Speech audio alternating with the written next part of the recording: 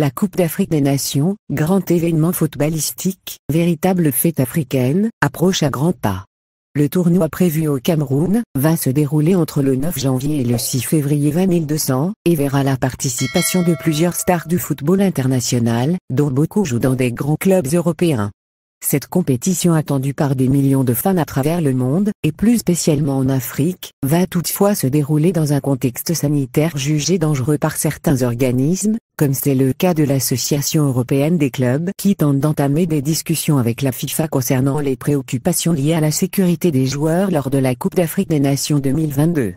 Cette requête intervient au moment où plusieurs pays du monde se démènent afin d'anticiper la menace du variant Omicron, détecté en Afrique du Sud, avant qu'il ne se propage aux quatre coins du monde. La France a d'ailleurs, dans un premier temps, annulé ses vols avec les pays d'Afrique australe.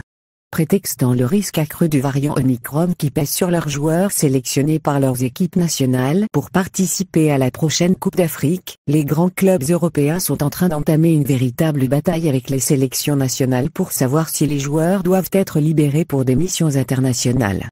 Variant Omicron. L'ECA contre la CAF. L'ECA, Association européenne des clubs, a déjà lancé un bras de fer avec les nations africaines. Défiant la sacralité de la compétition, le conseil d'administration de l'Association européenne des clubs, ECA, a fait part à la FIFA de ses profondes inquiétudes quant à la sécurité des joueurs lors de la prochaine Coupe d'Afrique, précise un communiqué de l'association.